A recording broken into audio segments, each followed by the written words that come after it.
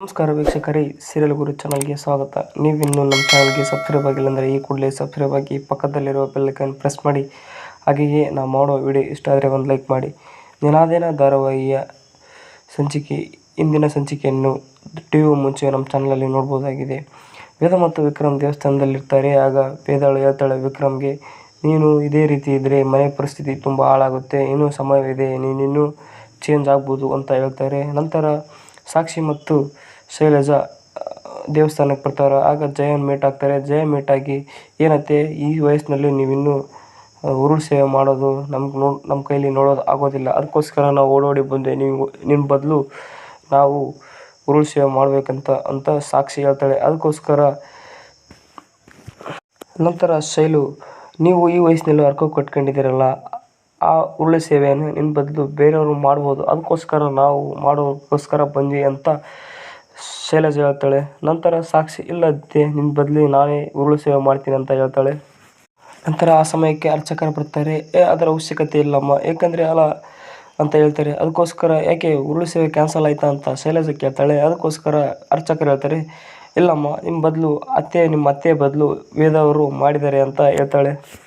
ನಂತರ ಅರ್ಚಕರು ಹೇಳ್ತಾರೆ, ಮುಗಿದೈತಮ್ಮ ಅಂತ ಹೇಳ್ತಾರೆ. ಅದಕ್ಕೋಸ್ಕರ ಸಾಕ್ಷಿ ಹೇಳ್ತಾಳೆ, ಅತ್ತೆ ನೀವು ಈ ದೊಡ್ಡ ದೇವಸ್ಥಾನ 3 ಬಾರಿ ಇಷ್ಟು ಕಡೆ ಉರುಳು ಸೇವೆ ಮಾಡಿದಿರಾ ಈ ವಯಸ್ಸಿನಲ್ಲೂ ಅಂತ ಹೇಳ್ತಾರೆ. ನಂತರ ಶೈಲಜಾನು ಕೂಡ ಅದೇ ರೀತಿ ಕೇಳ್ತಾಳೆ. ನಂತರ ಶೈಲಜಾ, ಈ ವಯಸ್ಸಿನಲ್ಲಿ ನಿಮ್ಗೆ ಎದಕ್ಕೆ ಬೇಕಿತ್ತಮ್ಮ, ನಿಮ್ಮ ಬದಲು ಸಾಕ್ಷಿ ಮಾಡಿದ್ಲಲ್ಲ ಅಂತ ಹೇಳ್ತಾಳೆ. ಅದಕ್ಕೋಸ್ಕರ ಅರ್ಚಕರು ಹೇಳ್ತಾರೆ, ಇಲ್ಲ, ಇವ್ರ ಬದಲು ಇವ್ರ ಸೊಸೆ ಮಾಡಿಬಿಟ್ರು ಅಂತ ಹೇಳ್ತಾಳೆ. ನಂತರ ಅರ್ಚಕರು ಅಲ್ಲಿ ಬರ್ತಿದ್ದಾರೆ ನೋಡಿ ಅಂತ ವೇದ ಮತ್ತು ವಿಕ್ರಮ್ನ ತೋರಿಸ್ತಾರೆ. ಅವರನ್ನು ನೋಡಿ ಸಾಕ್ಷಿ ಮತ್ತು ಶೈಲಜಾ ತುಂಬ ಬೇಜಾರಾಗ್ತಾರೆ. ನಂತರ ಅರ್ಚಕರು ವೇದ ಮತ್ತು ವೇದಾಳನ್ನು ನೋಡಿ ಶೈಲಜಾ ಮತ್ತು ಸಾಕ್ಷಿಗೆ ಹೇಳ್ತಾರೆ, ಇಂತಹ ವರ್ಷದಲ್ಲಿ ಇಂಥ ಸೊಸೆಗೆ ಇಂಥ ಅತ್ತೆ ಸಿಕ್ಕಿರ್ಬೋದು, ಆದರೆ ಈ ಅತ್ತೆಗೆ ಇಂಥ ಸೊಸೆ ಸಿಕ್ಕಿರುವುದು ತುಂಬ ಅದೃಷ್ಟ, ಏಕೆಂದರೆ ಬೇಸಿಗೆಗಾಲದಲ್ಲಿ ಮಳೆ ಬಂದಾಗೆ ಅಂತ ಅರ್ಚಕರು ವೇದಾಳನ್ನು ನೋಡಿ ಹೇಳ್ತಾಳೆ. ನಂತರ ವೇದಾಳು ಹೇಳ್ತಾಳೆ, ಅತ್ತೆ ಬಿಸಿಲಿದೆ, ನೀವು ಗುಂಡನ ಜೊತೆ ಗಾಡಿಯಲ್ಲಿ ಮನೆಗೆ ಹೋಗಿ, ನಂತರ ನಾವು ಬರ್ತೀನಿ ಅಂತ ಹೇಳ್ತಾರೆ. ನಂತರ ಶೈಲಜಾ ಮತ್ತು ಸಾಕ್ಷಿ ಹೇಳ್ತಾರೆ, ನಾವು ಸೊಸೆಯಂದಿರಲ್ಲ, ನಾವು ಹೆಂಗೆ ಕರ್ಕೊಂಡು ಹೋಗ್ಬೇಕಂತ ನಮಗೆ ಗೊತ್ತಿಲ್ವಾ ಅಂತ ವೇದಾಗೆ ಹೇಳ್ತಾಳೆ. ನಂತರ ವಿಕ್ರಮ್ ಹೇಳ್ತಾನೆ ವೇದಾಳಿಗೆ, ಬಾ ಬೇತಾಳ, ನಿನ್ನ ಮನೇಲಿ ಬಿಟ್ಟು ನಾನು ಗ್ಯಾರೇಜಿಗೆ ಹೋಗ್ತೀನಿ ಅಂತ ಹೇಳ್ತಾಳೆ. ಅದಕ್ಕೋಸ್ಕರ ವೇದಾಳು ಹೇಳ್ತಾಳೆ, ಇನ್ನೂ ನನ್ನ ಪ್ರಶ್ನೆಗೆ ಉತ್ತರ ಸಿಕ್ಕಿಲ್ಲ, ನಾನು ಬರೋದಿಲ್ಲ ಅಂತ ಹೇಳ್ತಾಳೆ. ಅದಕ್ಕೋಸ್ಕರ ವಿಕ್ರಮ್ ಹೇಳ್ತಾನೆ, ಇನ್ನೂ ನನಗೆ ಟೈಮ್ ಬೇಕು, ಅದಕ್ಕೋಸ್ಕರ ನಾನು ಟೈಮ್ ತಗೊಂಡು ನಿನಗೆ ಉತ್ತರಿಸ್ತೀನಿ ಅಂತ ಹೇಳ್ತಾಳೆ. ಅದಕ್ಕೋಸ್ಕರ ನೀನು ಹೋಗು, ನೆಕ್ಸ್ಟ್ ನಾನು ಆಮೇಲೆ ಕಡೆ ಬರ್ತೀನಿ ಅಂತ ವೇದಾಳು ವಿಕ್ರಮ್ಗೆ ಹೇಳ್ತಾಳೆ. ನಂತರ ನಾಯಕರು ಹೇಳ್ತಾರೆ ಅವ್ರ ಕಡೆಯವರಿಗೆ, ಪಾರ್ಟಿ ಅಧ್ಯಕ್ಷರು ಬರ್ತಿರ್ತಾರೆ ಚಿತ್ರದುರ್ಗಕ್ಕೆ, ಎಲ್ಲ ವ್ಯವಸ್ಥೆ ನೋಡ್ಕೊಂಡಿದ್ದೀರಲ್ಲ ಅಂತ ಹೇಳ್ತಾರೆ. ಬರುತ್ತೆ ನಾಯಕರು ಫೋನ್ ಬಂದ ತಕ್ಷಣ ಏನಾಯಿತು ಅಂತ ಕೇಳ್ತಾರೆ. ಕೇಳಿದ ವಿಚಾರದ ತಕ್ಷಣ ನಿಮಗೇನು ಕತ್ತೆ ಕೂಡ ಕಾಯಕ್ಕೆ ಬರೋಲ್ಲ, ಸಣ್ಣ ಕೆಲಸ ಹೇಳಿದ್ರು ಮಾಡೋಕ್ಕೆ ಬರೋಲ್ಲ ಅಂತ ಬೈತಾರೆ. ನಂತರ ಸಹಾಯಕರು ಕೇಳ್ತಾರೆ, ಏನಾಯ್ತು ನಾಯಕರೇ ಅಂತ. ಅದಕ್ಕೋಸ್ಕರ ಅಲ್ಲಿ ನಮ್ಮ ಗೋಡನಲ್ಲಿದ್ದ ಕಾರು ಕಳ್ಳತನ ಆಗಿದೆ ಮತ್ತು ಅದರಲ್ಲಿದ್ದ 500 ವರ್ಷಗಳ ಪಂಚಲೋಹ ವಿಗ್ರಹ ಕೂಡ ಕಳ್ಳತನ ಆಗಿದೆ ಅಂತ ಹೇಳ್ತಾರೆ. ನಂತರ ಅವ್ರ ಸೇವಕರು ಕೂಡ ಹೇಳ್ತಾರೆ, ಅಲ್ಲ ಫಾರಿನ್ಗೆ 10 ಕೋಟಿ ಡೀಲ್ ಆಗಿತ್ತಲ್ಲ ಅಂತ ಹೇಳಿದ ತಕ್ಷಣ ಅವ್ರ ಸಿಟ್ಟು ಬಂದ್ಬಿಡುತ್ತೆ. ನಂತರ ನಾಯಕರ ಹತ್ರ ವಿಕ್ರಮ್ ಬರ್ತಾನೆ. ವಿಕ್ರಮ್ ನಮಸ್ಕಾರ ನಾಯಕರೇ ಅಂತ ಕೇಳ್ತಾನೆ. ಏನು ತಮ್ಮ ಇಲ್ಲಿ ಅಂತ ನಾಯಕರು ಕೇಳ್ತಾರೆ. ಅದಕ್ಕೋಸ್ಕರ ವಿಕ್ರಮ್ ಹೇಳ್ತಾನೆ, ಏನು ನಾಯಕರೇ, ಏನು ಗೋಡಂನಲ್ಲಿದ್ದ ಕಾರು ಕಳ್ಳತನ ಆಗಿದೆ ಅಂತಲ್ಲ, ಅದಕ್ಕೋಸ್ಕರ ಫೋನ್ ಬಂತು ಬಂದೆ ಅಂತ ಹೇಳ್ತಾನೆ.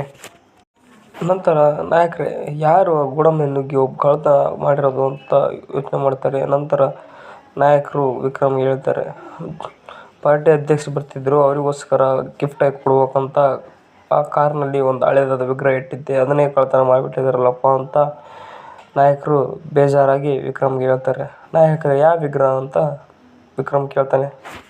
ನಂತರ ನಾಯಕರ ಜೊತೆ ಇದ್ದ ಕೆಲಸಗಾರರು 200 ವರ್ಷದ ಹಳೇದು, ಅದು ಬೆಂಗಳೂರಿಂದ ನಾಯಕರು ತರಿಸಿದ್ರು ಅಂತ ಹೇಳ್ತಾರೆ. ನಂತರ ನಾಯಕರಿಗೆ ಕಳ್ಳ ಫೋನ್ ಮಾಡಿ ತಾಕತ್ತಿದ್ರೆ ಹಿಡೀರಿ ಅಂತ ಹೇಳ್ತಾರೆ ವಿಕ್ರಮ್ಗೆ.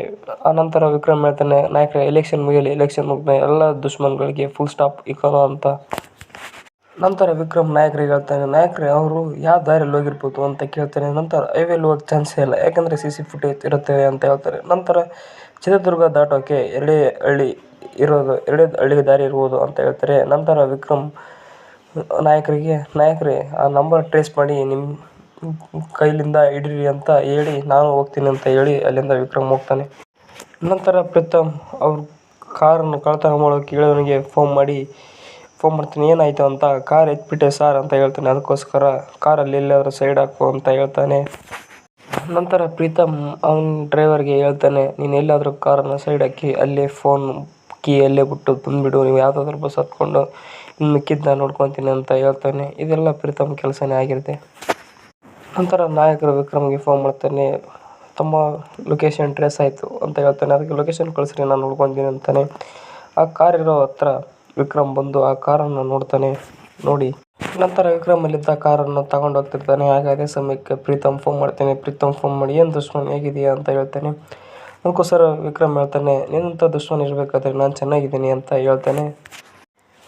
ನಂತರ ಪ್ರೀತಮ್ ಹೇಳ್ತಾನೆ, ಕೋಟೆ ಕಾರ್ ಸೇಫ್ ಆಗಿದೆ ಕಾಣೋ ಅಂತ ಹೇಳ್ತಾನೆ. ಅದಕ್ಕೋಸ್ಕರ ವಿಕ್ರಮ್ ಮಾತು ನಿಲ್ಲಿಸಿ ನೋಡ್ತಾನೆ ಏನಾಗಿದೆ ಅಂತ.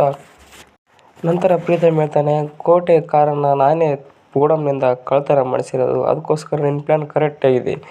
ನಾನು ನಿನ್ನ ಹೇಗಾದರೂ ಮಾಡಿ ಜೈಲಿಗೆ ಕಳಿಸ್ಕೊಡು ಅಂತ ಪ್ಲಾನ್ ಹಾಕಿದ್ದೆ, ಅದ್ರ ತನಕ ನೀನೇ ಗಾಳಕ್ಕೆ ಬಿದ್ದಿದೆಯಲ್ಲ ಅಂತ ಹೇಳ್ತಾನೆ.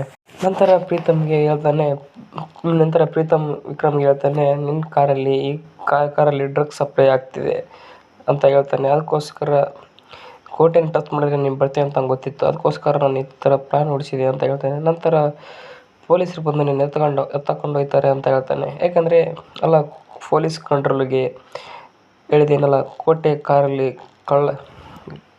ಡ್ರಗ್ಸ್ ಸಾಗಾಣಿಕೆ ಆಗುತ್ತದೆ ಅಂತ ಮೆಸೇಜ್ ಮಾಡಿದ್ದೀನಿ, ನೀನು ಡ್ರಗ್ಸ್ ಹುಡ್ಕೋ ಅಷ್ಟಿಗೆ ಪೊಲೀಸರು ಬಂದು ನಿನ್ನ ಎತ್ತಕೊಂಡು ಹೋಗ್ತಾರೆ ಅಂತ ವಿಕ್ರಮ್ಗೆ ಹೇಳ್ತಾನೆ.